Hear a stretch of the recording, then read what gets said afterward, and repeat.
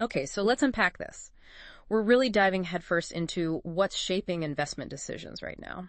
Yeah, and it's a complex global picture, isn't it? Yeah. Lots of new challenges, unexpected turns popping up. Definitely not straightforward.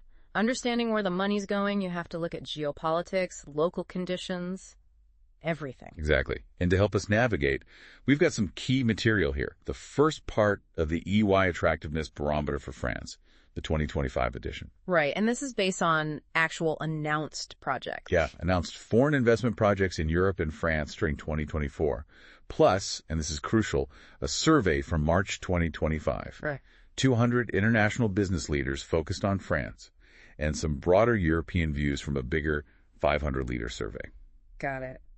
So our mission here is really to cut through all that data, break down the findings, see where France and Europe stand on attractiveness, and pull out the key takeaways from the people actually making the calls. Kind of your essential guide to the current state of play. Exactly. So let's start with that bigger picture. Europe. The report paints a pretty challenging scene, right? It does. Foreign investment projects across the continent, they decreased for the second year running in 2024. Second year. Wow, so not just a blip. How big was the drop? It actually hit its lowest level in 9 years. Across Europe, 45 countries tracked, there were 5,383 announced projects, down 5% from 2023. Okay, 5% down in projects. But what about jobs? That's often the real measure, isn't it? And that's where it gets even starker. Yeah. The number of jobs created by this foreign direct investment, FDI, fell by 16% in 2024. 16%. Yeah. So Europe's not just getting fewer projects. The projects it is getting are creating, significantly fewer jobs on average. Wow. Okay, fewer projects and less job-intensive ones. That's concerning for Europe compared to other places. How did the U.S. or Asia do? Well, the contrast is pretty sharp. While Europe was shrinking, investment projects actually grew by about 20% in the United States. 20% growth. What's driving that? The report points to things like the Inflation Reduction Act, the IRA, and also just a perception among investors of more, let's say, pro-business government stances there. Ah, okay. So policy and perception making a real difference. What about Asia? Asia saw a decrease, but it was much smaller, only a moderate 2% drop in projects, partly because India performed really strongly, offsetting declines elsewhere. So Europe's definitely feeling the squeeze compared to those two. Did any particular source of investment pull back hard from Europe? Absolutely. And it's a big one. U.S. companies, historically huge investors in Europe, That's right? definitely. They were way less active. Their projects decreased 11% just from 2023. But here's the kicker. Down a massive 46% from 2021 levels. 46% from just 3 years ago. Yeah, the report says it's the lowest level of U.S. investment projects in Europe in over a decade. That is a huge shift. So the survey you mentioned, the one with 500 leaders on Europe, did they say why? What are their biggest worries about Europe's attractiveness? They did. The top immediate risks. Number one was geopolitical tensions.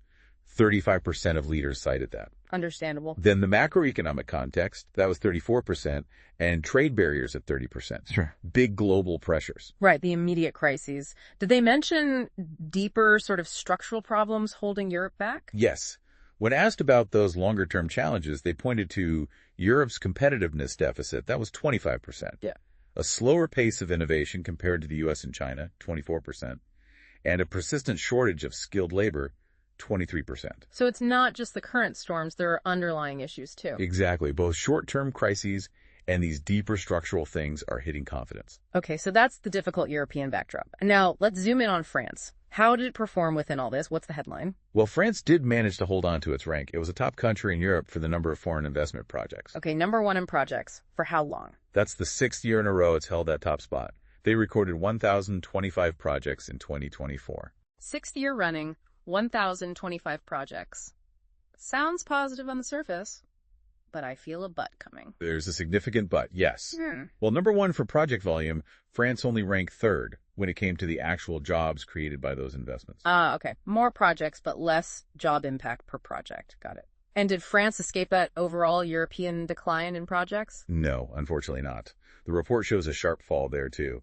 The number of foreign investment projects in France dropped by 14% in 2024 compared to 2023. Down 14%. So holding the rank just means maybe it fell slightly less than some others, or others fell more? Well, its main competitors saw similar kinds of drops in project numbers. The UK was down 13%, Germany down 17%, so yeah, everyone's facing headwinds. Okay. But France's job picture, That's on even more severe drop. Really? How much worse was the job creation fall? Jobs generated by these projects plummeted by 27% between 2023 and 2024. 27%. That's huge. It is, and the report really frames this as a clear sign of increasing caution among investors about, actually setting up or expanding operations in France.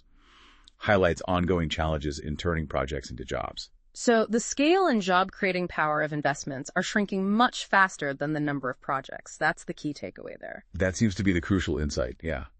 And it's interesting because it contrasts sharply with what was happening elsewhere in Europe. Oh, like where? Well, countries like Spain saw a 15% increase in projects. Poland was up 13%, Italy up 5%. So Southern and Central Europe growing while the big Western economies are declining. Why?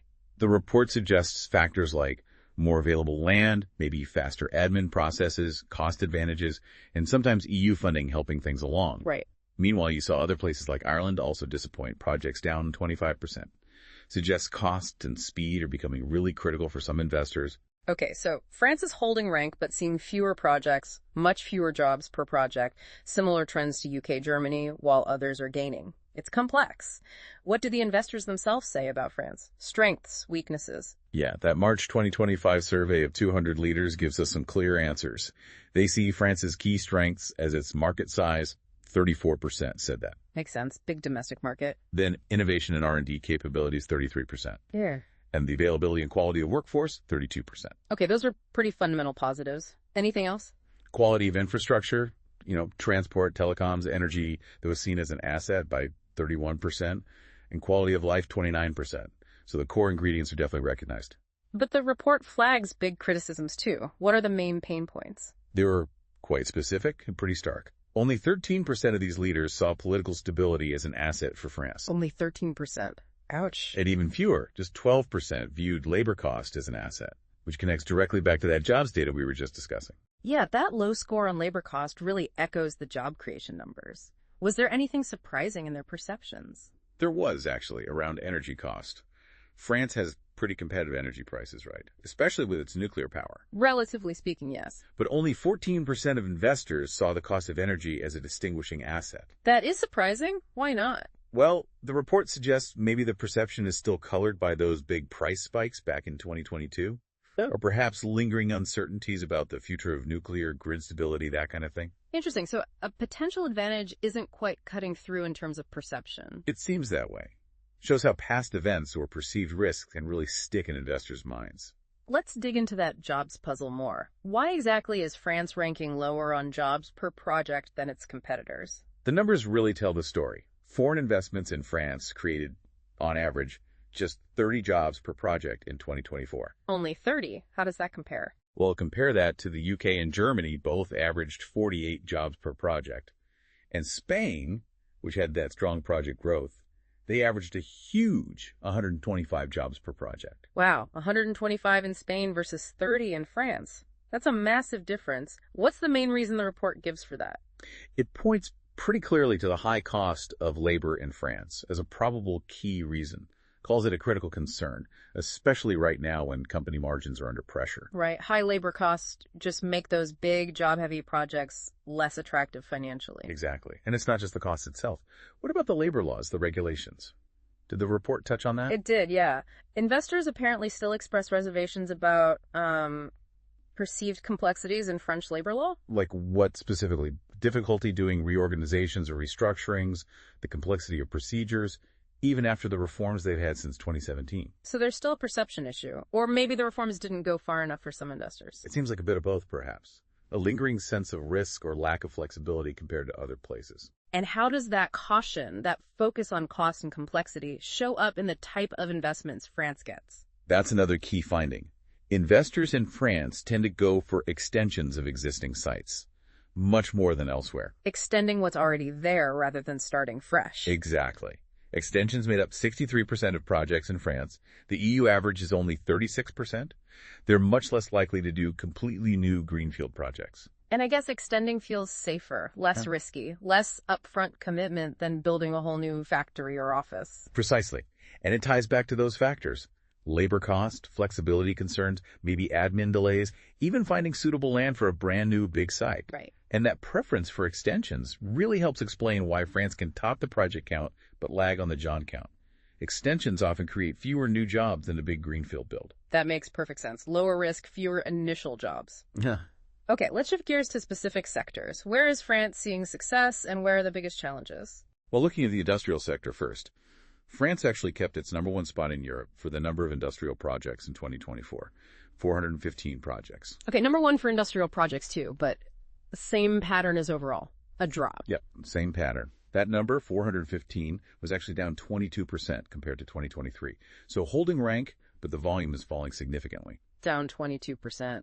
And what do investors see as the specific weaknesses for industry in France? That survey again. Cost of labor was #1, cited by 33% for industrial projects. Still labor costs. Yeah. Then cost of industrial land, 29%. Rate of automation or robotization, 25% seen as a weakness. And cost of energy came up again here, 24%. Energy cost perception hitting industry too. Seems so. And they also explicitly mentioned difficulties getting permits and just finding suitable available land for industrial sites. So those general criticisms, cost, land, process, really hit hard in the industrial sector. How does that play out in the projects themselves? The data shows it. Industrial projects in France created fewer jobs per project, about 33 on average. Compare that to 104 in Poland, or a huge 180 in Spain for industrial sites. 180 jobs per industrial project in Spain versus 33 in France. Wow. Yeah, and they were much less likely to be new greenfield sites. Only 15% of France's industrial projects were greenfield versus 57% in Spain. So mostly extensions there too. Seems like it. And maybe more concerning, the report notes a 22% increase in restructuring and closures by foreign companies in French industry in 2024. Fewer jobs per site, less new construction, and more closures. That sounds like serious headwinds for French manufacturing. Any specific traditional sectors hit hard? Yes, the report calls out a couple. For the first time since the COVID crisis, the chemistry and automotive sectors actually saw more jobs destroyed than created by foreign firms in France in 2024. More jobs lost than gained in chem and auto. That's tough. Yeah. And the pharmaceutical sector also saw a drop in projects and jobs, back to pre-COVID levels, basically, facing really intense European competition there from places like Ireland and Germany that pulled in big pharma investments in 2024. Okay, challenging times for those traditional industrial pillars. What about non-industrial? Services, finance, HQs? France continued to lag the UK for attracting decision centers, those regional or global HQs. France had 47 projects, the UK had 86. Still quite a gap there. And specifically in finance, Paris was still behind London. 23 projects for Paris versus 39 for London. So, strengths elsewhere, but attracting those top-level HQs remains a comparative challenge. Okay, so holding project rank but declining, job intensity issues, traditional industry facing headwinds, lagging the UK for HQs and finance.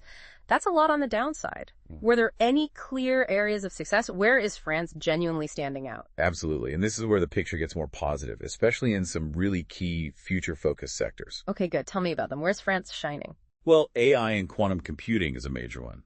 France is seen as a big European hub there. It attracted 41 projects compared to just 27 in the UK. Ahead of the UK in AI and quantum projects. That's significant. Yeah. And the report mentions specific examples, Microsoft making that huge investment in cloud and AI infrastructure, including new data centers. Right, I remember that announcement. IBM setting up a quantum research center near Paris. Netsoon putting an R&D center in Nice. The report credits the quality of IT infrastructure, the talent pool, and the whole tech ecosystem. Okay, so real strength in deep tech. What else? Energy is another strong point. France is still #1 in Europe for foreign energy investments. 74 projects. And how are the trends there, up or down? Up. That was a 14% increase over 2023. And even better, jobs in the sector jumped by 45%. Wow, a 45% jump in jobs and energy against the overall trend. What's driving that? It seems to be mainly renewables, offshore, onshore wind projects, plus all the related maintenance and service stuff. The energy transition creating investment. Exactly. Examples given include Acciona Energy expanding and R&D centers from innovative companies like Thorizon and Skeleton Technologies. Okay, AI, energy. Any other strong service or tech areas? Yes, software and IT services. Still a key driver. France attracted 129 projects there. Still behind the UK, though. Still behind the UK, which had 161. But those 129 projects created over 3,600 jobs in France. Yeah. Heavily focused on the Paris region, Yeah. about 52%. Significant job creation there. Yeah. Examples like Cinemedia expanding, Almet setting up its European hub in Paris, Lucasian Labs choosing Toulouse for a decision center. So still a major draw. What about more traditional sectors? Any bright spots? Agri-food. That remains really central for international growth plans in France. 68 projects, up 11%, and jobs were up 21%. Agri-food growing too. What kind of investments? Mostly extensions, and focusing on modernizing plants, decarbonization efforts, mainly serving the big French domestic market. Okay. Think companies like Mars Wrigley, McCain, Spark Food expanding their operations. The strength of the French consumer market is clearly a pull factor there. Right. And R&D overall. You mentioned France is number one in projects. It is, yeah. First in Europe for R&D centers with 104 projects, but it's a bit of a mixed bag. How so? Well, that number, 104, was actually down 15% from 2023, and job creation in R&D fell too, by 22%. So volume leader, but shrinking. Any reason why? The report mentions potential uncertainty around the research tax credit, the CIR, as maybe a factor. And while it's first in project numbers, France is only third in jobs created by R&D centers, behind Spain and the UK. Suggesting maybe smaller R&D teams or projects compared to competitors? That could be it, yeah. Attracting R&D is great, but the scale seems slightly smaller on average. Okay. One more thing on location. Is all this success just Paris, or is it spreading out? That's actually a really positive point in the report. The investment is genuinely spread out. 75% of projects and jobs in 2024 were located outside the Paris region. 3/4 outside Paris. That's impressive. Yeah, 588 different towns and municipalities across France hosted projects. And manufacturing projects are even more spread out, often in smaller places. Shows the appeal isn't just limited to the capital. That's definitely good news for regional balance. Okay, so we've got this complex picture. Europe struggling, France holding project rank but sliding on jobs and facing industrial headwinds, yet showing real strength in key future sectors like AI and energy and spreading investment geographically. What's the outlook? What are investor intentions for 2025 looking like? The overall feeling for 2025, according to the report, is definitely one of uncertainty. That March 2025 survey showed investor perception of France's attractiveness actually degraded for 23% of leaders. Degraded for nearly a quarter of them? Why? The report explicitly links this dip in confidence to recent political and budgetary instability within France itself. So domestic political wobbles are having a direct impact on investor confidence right now. It certainly seems to be a factor, although there was a slight improvement compared to late 2024. Oh, how so? Back in an October 2024 survey, 49% of leaders said they were reducing or postponing investment plans for France. By March 2025, that number had dropped to 31%. Okay, so still nearly a third holding back, but better than almost half. Suggests maybe some delayed projects got the green light. Possibly, yeah, as maybe some of the immediate uncertainty cleared a bit. So what about actual plans for 2025? Are companies still planning to invest? 62% of the leaders surveyed said they planned immediate investments in France in 2025. 62%? That sounds okay, but how does it compare to before? It's still a solid majority, but it's a noticeable drop from the March 2024 survey, when 73% planned investments. Down from 73% to 62%? Okay. Any difference between types of companies? Yeah, intentions are weaker among SMEs, small and medium enterprises. Only 53% of them planned investments. And even lower for companies not yet established in France, just 42%. So it's mainly the existing larger players forging ahead, while new entrants and smaller firms are more hesitant. That seems to be the trend, yes. And what are the big factors expected to weigh on things going into 2025? The report points squarely at two things. The lack of really strong, positive economic forecasts globally, and just the hardening international climate. Meaning rising geopolitical tensions, potential trade friction. That whole uncertain global picture is expected to keep impacting investment volumes and making investors cautious. Which brings us right back where we started, that complex global context. Exactly. Domestic issues matter hugely, but that global weather system is a massive influence. Okay, let's try and quickly recap this really nuanced picture. France held its top rank for project numbers in 2024, but that was against a backdrop of falling investment across Europe. Right, and France itself saw a big drop in projects, and an even bigger, steeper drop in the jobs created by those projects. Investors recognize core strengths like the market, innovation, talent, but they're clearly critical about political stability and especially the high cost of labor. Which likely feeds into that lower job creation per project and the tendency to prefer expanding existing sites over building new ones. And while traditional industries like automotive and chemicals faced real difficulties, we saw definite bright spots. AI, energy, software, even agri-food showing growth and promise. And importantly, that investment isn't just a Paris story. It's reaching regions all across France, showing some underlying widespread attractiveness. But the outlook for 2025 is definitely cautious. Confidence dipped compared to last year, hit by both domestic stability worries and that persistent global uncertainty. Yeah, fewer companies overall are planning immediate investments compared to a year ago. It really is a picture of push and pull, isn't it? Strengths versus cost, domestic appeal versus global headwinds. Thinking about this whole deep dive, and especially how that survey showed investor confidence is so heavily swayed by geopolitics, macroeconomics, trade barriers, those big external forces. What does this report ultimately tell us about how much the global environment shapes a country's investment future, maybe even more than its own specific policies? That's a fascinating takeaway, isn't it? It really raises a fundamental question. Countries like France work hard on domestic reforms, competitiveness, regulation, labor costs. And that's absolutely vital. But this report suggests that maybe, just maybe, those efforts could be overshadowed or amplified significantly by the global context. So even if you get everything right at home, if the world outside is full of tension, uncertainty, protectionism, how much can one country truly control its own destiny in attracting investment? It suggests that navigating, maybe trying to influence or at least effectively adapting to that global environment is becoming just as critical, if not more so, than perfecting domestic policy in isolation. A huge challenge for policymakers everywhere. Definitely a lot for companies to weigh up when making those big decisions and for the countries competing for that investment. Lots to think about.